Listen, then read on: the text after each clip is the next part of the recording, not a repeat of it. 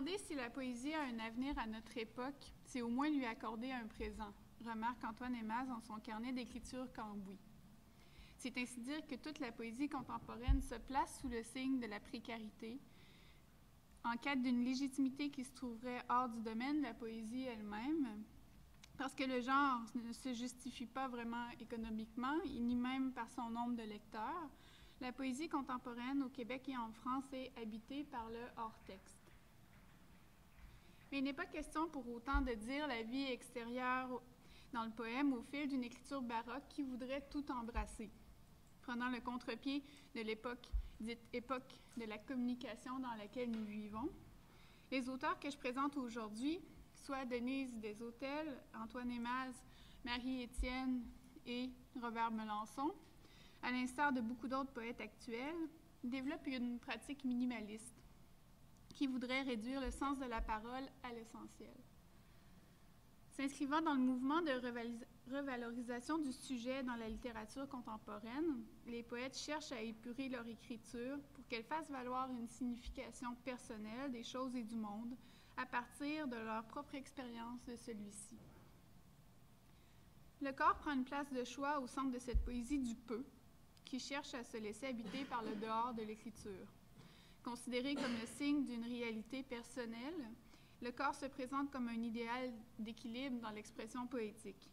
Il permet un dialogue entre l'intérieur et l'extérieur et il ouvre l'écriture à la perception, aux sensations les plus physiques, à l'espace, tout en offrant un espace de résistance à une exaltation abstraite ou inspirée de la parole subjective. C'est une parole poétique toujours mesurée qui se donne à lire dans les textes du corpus qui m'intéresse, car toute envolée poétique ou trop grande recherche d'inventivité langagière est jugée comme suspecte, comme si elle pouvait brouiller toute approche du réel, toute l'authenticité du geste d'écriture qui se produit dans un contexte de toute apparence non fictionnelle. C'est pourquoi deux régimes d'expression du soi se côtoient dans cet art minimaliste. Le regard et le chant, qui sont à même de lier minimalisme et lyrisme. Alors la prose prend une grande place dans le travail des poètes en question ici, parce que la prose témoigne d'un souci d'épouser la vie au plus près. L'écriture du regard implique une confiance en la référentialité qui permet de ne jamais perdre de vue la simplicité que recherche le minimalisme. Carnet et essai accompagnent la pratique poétique des auteurs en question, ici, en plus que la prose, bien souvent, soit carrément intégrée au sein des poèmes eux-mêmes, ce qui met en l'échec l'idée d'une certaine pureté de la poésie qui ne devrait pas être contaminée par le réel. Scène et objet du quotidien situent la subjectivité dans l'environnement qui la conditionne et aussi affiche le champ délibérément restreint de l'attention, puisque le sens qui demeure à proximité est le seul accessible. Le regard, parce qu'il constitue le fruit d'une initiative passive et muette, invite le sujet poétique à prendre une place à sa mesure dans l'existence, sans bousculer le mouvement. Les poètes cherchent à réaliser l'idéal de ce que Denise Desautels appelle l'œil attendri, c'est-à-dire un œil qui soit capable de prendre acte du monde et d'en faire vivre la résonance intime, puisque l'émotion pourrait affiner la perception. Les arts visuels sont une référence constante chez les écrivains en question ici, parce qu'ils représentent la volonté d'une attention au monde qui saisit comme une matière expressive. L'essentiel de ma communication va porter sur les textes qui mettent en valeur cet éloge du corps et de la perception, parce que le type de poésie que je présente aujourd'hui n'a rien de théorique, d'une certaine façon. Sa qualité est une qualité vécue, où langue et émotion, langue et corps s'affrontent et se nourrissent mutuellement. Donc, je commence par Robert Melançon. OK. Parce que le texte que j'ai choisi ici témoigne de façon évidente de la recherche d'équilibre dont j'ai parlé plus tôt. Ce poème est tiré du recueil Le paradis des apparences. C'est le texte qui ouvre le livre, donc le premier.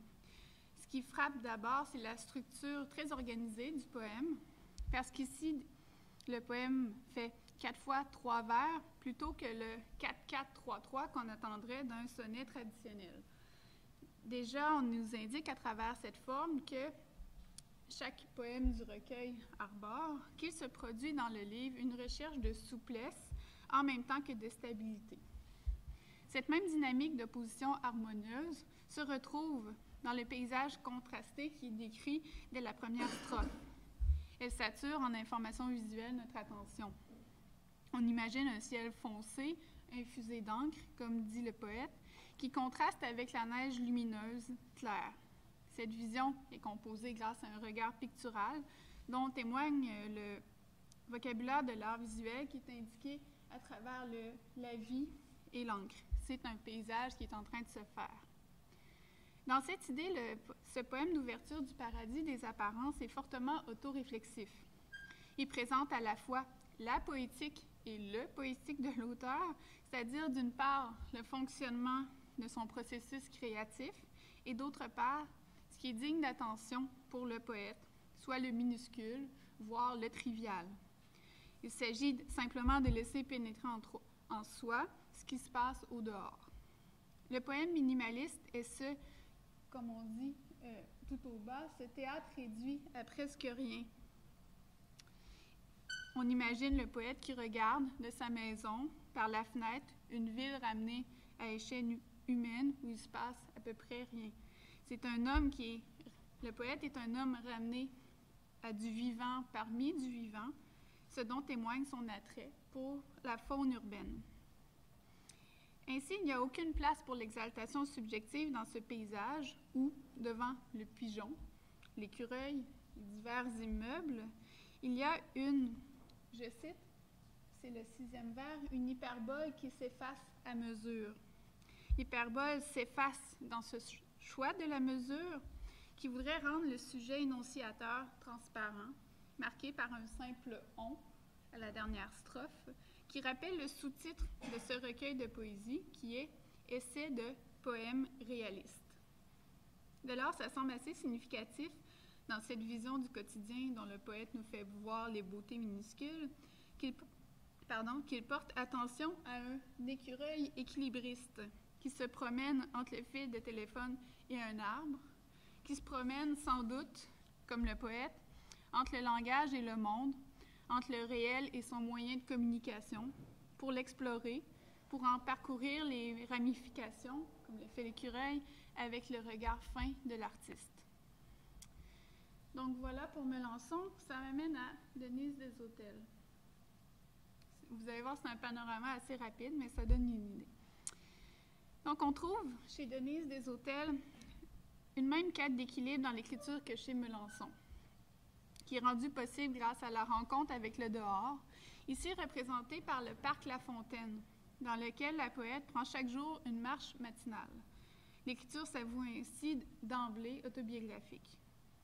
Selon ses propres mots, « Sans toi, je n'aurais pas regardé si haut » est un recueil qu'elle aurait pu sous-titrer « Lettre à mon fils », car le « toi » réfère donc à son fils qui lui a permis de sortir de son intériorité tourmentée pendant quelques instants pour s'intéresser à ce qu'on pourrait appeler la vie elle-même.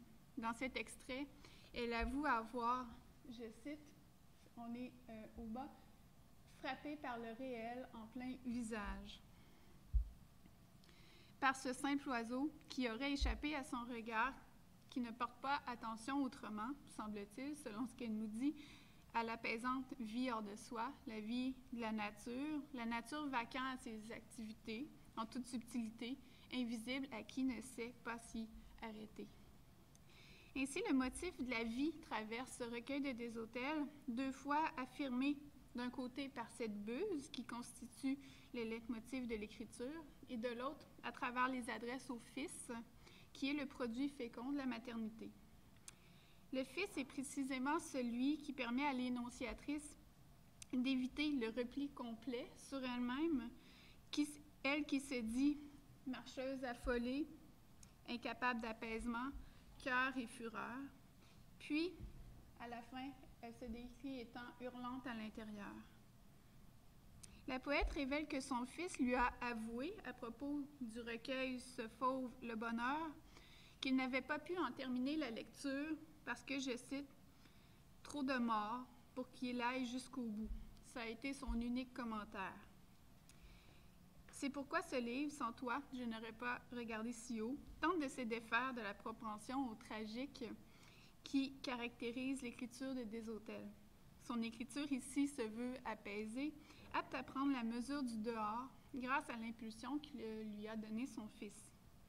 De fait, la première phrase du passage est un alexandrin, exemple parfait de mesure poétique, qui insiste sur le mouvement du temps et du regard à travers le jeu entre le sens propre et le sens figuré du verbe remonter. À quand remonte la buse à la cime de l'arbre? À nouveau, comme l'indique le titre de l'ancien recueil, ce fauve, le bonheur est encore ici associé à l'éphémère. C'est un oiseau qui se pose et s'envole. C'est un bonheur vorace comme l'oiseau de proie qu'est la buse. Lyrisme tragique et regard sur le dehors s'affrontent et créent une harmonie fragile. Mettant en valeur l'affrontement, l'antithèse au cœur de son écriture, la poète se souvient que l'automne était étrangement jaune, comme si l'automne, saison où les choses meurent, restait cette fois-là empreint d'une énergie inaltérable. Peut-être que vous vous êtes demandé si on avait affaire avec ce fragment de Desautels à de la poésie en prose ou de la prose poétique. Je n'entreprends pas de trancher la question aujourd'hui, mais je trouve que c'est assez intéressant dans un recueil qui veut tant s'approcher de la vie que la prose assure une référentialité aussi solide, alors que Desautels travaille souvent le vers. Dans la même idée, tout le texte de Sans toi est ponctué de photographies du parc La Fontaine qui ont été prises par Denise Desautels elle-même, ce qui permet de retrouver directement dans le recueil l'extériorité totale du dehors, celle qui se donne à soi sans plus de signification. Elle refuse cette extériorité, le dehors, donc refuse qu'on y compte seulement ses morts. C'est la vie qui vient cogner à la porte du regard et qui empêche la parole de se perdre dans la matérialité du soi. Dans les méandres du soi. Chez Melançon et Desautels, l'écriture du dehors assure donc à l'écriture une stabilité dans la forme et dans le fond à certains égards. Chez Antoine Aimaz, bien qu'il y ait cette même passion de la perception, la tranquillité de l'environnement n'est jamais une tranquillité acquise, comme pouvait laisser présager le combat intérieur vécu par la poète de Sans toi. Ainsi, la langue poétique se morcelle, mélange de vers et de prose. L'environnement du poète se répercute à lui par petites touches de perception, comme des soubresauts qui travaillent la langue fragmentaire d'Aimaz. Vers, le titre du poème, comme d'autres poèmes du même nom, indique un texte consacré au jardin. C'est la même couleur qui hésite dans le feuillage de la glycine plus bas. Le paysage se décompose en couleurs et la lumière y tourne, lente, comme l'indique la première partie. Enfin, comme sensation tactile, ce paysage minuscule, à l'image du frigo qui est décrit, est empreint d'une fine vibration. Encore, il faut remarquer que le « c'est » de la première partie, en tant que présentatif, permet de faire voir, en reproduisant l'instantanéité de l'acte perceptif. Il s'agit d'un moment précis du vivre, comme l'indique la date qui accompagne le titre.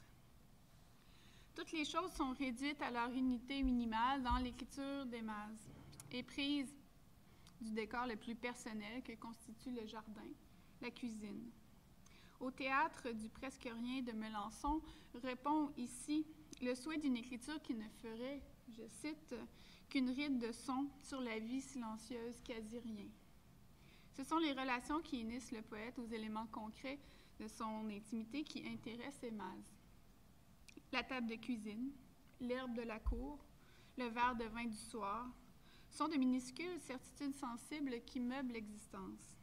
Ainsi, palliant sa propre incertitude, le sujet poétique s'efface dans la perception de son environnement immédiat, d'où le verbe impersonnel, dont le temps conditionnel accentue l'intentionnalité du poète.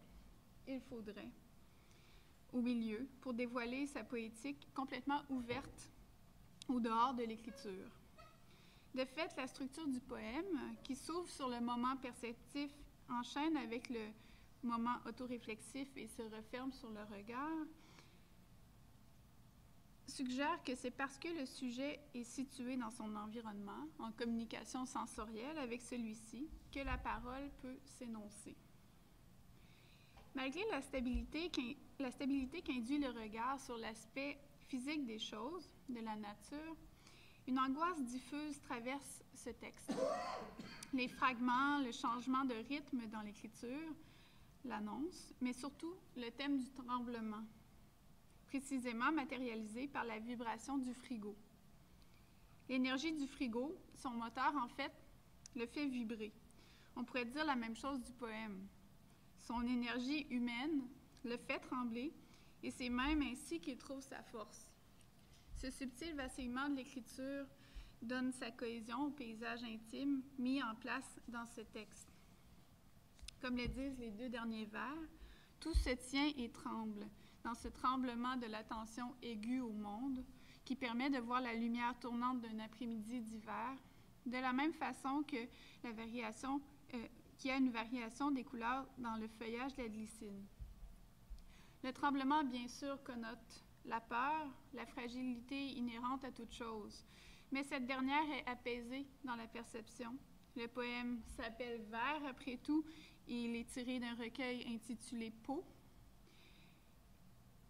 Donc, la peur est apaisée dans la stabilité de l'environnement immédiat, comme l'indique le troisième vers de la première partie, cinquième vers de la première partie. La maison calme est donc un lieu de tranquillité, comme l'adjectif l'indique, qui a le pouvoir de réconforter, si on comprend le mot calme comme un verbe. Comme chez Desautels, le vécu sensoriel du corps chez Émase, lorsqu'il s'élance au dehors de lui-même, est ce qui permet d'accéder à une certaine paix, à une confiance en la vie, confiance heureuse et passagère. Les extraits que j'ai choisis de Marie-Étienne témoignent de cette même sérénité cherchée dans l'écriture du dehors, des sensations du corps. Ces extraits mettent en scène l'écrivaine au travail et expliquent la quête qu'elle poursuit. Mettre en scène le travail chez les poètes que j'ai présentés, tous le font au sein de leur écriture, plus ou moins explicitement, est assez significatif parce que c'est précisément dans ces moments de solitude avec l'ordinateur ou le crayon que se réalise l'équilibre entre le dedans et le dehors, si chèrement désiré. Ce n'est pas pour rien qu'ici que la fenêtre est ouverte dans cette scène d'écriture. Le bureau de travail est donc ouvert sur le monde, comme le poteau de téléphone de Melançon reliait l'écureuil à l'arbre, et la subjectivité, finalement, est ouverte au dehors. Ce qui est beau ici, chez Marie-Étienne, c'est la non-insistance des êtres, des choses qui sont décrites dans le poème, chacun vaquant à leurs occupations, puisque, comme le titre l'indique, la vie est quotidienne. C'est comme ça que je comprends le ciel, qu'on dit ni bleu ni rien, qui existe sans se montrer, simplement là dans son immensité. Et ainsi, la poète est celle qui s'occupe du ciel, qui va vers lui avec sa propre intentionnalité. Elle va rencontrer le dehors. Un élément intriguant dans cette suite poétique, parce qu'ici, j'ai assemblé deux poèmes ensemble, est le nom Is, utilisé pour décrire cette femme. Is, ça pourrait être une sorte d'Isabelle interrompue, mais ça évoque aussi peut-être le verbe être en anglais, à la troisième personne du singulier. She is, comme elle l'écrit en français, pourrait peut-être signifier être au féminin, une sorte d'unité minimale du soi que le poème permettrait d'incarner. À la façon d'une Chloé Delhomme, comme nous le faisait remarquer Daniel Letendre hier, l'énonciatrice semble ici se mettre à distance à travers la figure du personnage pour assurer son devenir sujet, et ce, à travers une figure à peine construite, is, toujours à réinventer. Ces extraits sont tirés du recueil Éloge de la rupture, titre qui met en valeur les possibilités de la renouvellement, dans le mouvement de la déchirure, dans le fragment. Or, ces extraits appartiennent à une section du livre qui assemble ce qu'elle dit des cartes postales pour un photoroman. Visualité qui est ici accentuée par Ise, dont on dit qu'elle dessine ses pensées, fabrique des tableaux. Ce sont des fragments qui composent le soi, qui sont une matière visuelle à travailler, à contempler. Mais cet éloge du visuel, qui pourrait avoir quelque chose d'un peu comme conservateur, comme chez Robert Melançon, est mis en échec par une de ces photos, bon, on s'entend faites en mots, du photoroman. Un peintre qui était assis dans un fauteuil confortable a été assassiné. L'image seule, du coup, ne semble pas suffire à l'écriture de Marie-Étienne. L'émotion, la sensation débordent l'image, d'autant plus que les femmes, on le sait depuis longtemps, ont un rapport conflictuel à l'image, puisqu'elle est celle qui les a faites objet souvent. C'est dans cette perspective que l'idée du photoroman prend tout son sens. C'est l'image, certes, avec sa beauté, sa matière, qui instantanément éblouit nos sens, mais aussi l'image en mouvement, qui n'est jamais fixée, qui s'arrime au désir d'Ise, où elle dit à la fin d'être comme une eau qui entre et sort de terre, un désir donc de fluidité. C'est la fluidité du sujet incarné, celle qu'on a vue dans les autres textes aussi. La poète Ise, même au travail, dans son bureau, a un corps, je cite, qui tremble, qui a chaud, c'est-à-dire un corps vécu, autant dans l'écriture et hors de celle-ci, et qui permet de réinventer cette écriture. Ce qu'on voit dans ces poèmes, c'est que la recherche de l'intimité dans l'expérience du quotidien se révèle maintenant autant l'apanage des femmes que des hommes, le privé prenant toute la place dans l'écriture. L'expression de la subjectivité se fait à travers une parole qui se situe à la limite du soi, à la limite du non-sens, pour en affirmer la nécessité, toute fragile soit-elle. Elle est ce qui se tient au ras des choses, tout près du corps.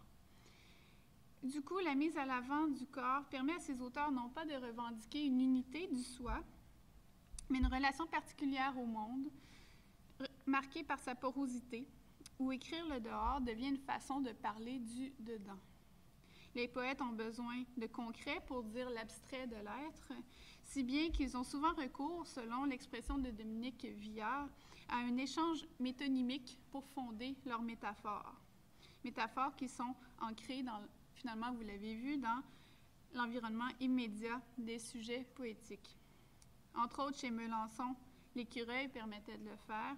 Chez Desautels, c'était la buse. Chez Émaz, le jardin. Chez Étienne, l'eau. L'écriture ne semble jamais acquise à la recherche d'elle-même à travers l'expression dont la forme n'est jamais achevée, à la rencontre du réel, de cette vie que voudraient passionnément saisir les poètes. Dans cette idée, l'aspect autoréflexif de ces pratiques montre que la parole s'élabore dans un processus précaire qui n'est redevable qu'à l'instant. C'est pourquoi on sent une sorte d'épuisement de l'idée de la littérature, d'un espoir en la littérature ou en le langage lui-même. La langue poétique est une voie d'accès à la nécessité du monde pour en faire voir le sens, de même que pour faire voir le sens de notre position particulière dans celui-ci. Antoine Émaz et les autres écrivains que j'ai présentés pourraient en dire tout autant, expriment ainsi son désir d'écriture. Je veux un poème qui parle maintenant, dans ma vie maintenant. À leur façon, les poètes contemporains tentent de faire disparaître l'écran dont Bertrand parlait hier, créant de cette manière une tension féconde entre le soi et le dehors. Voilà.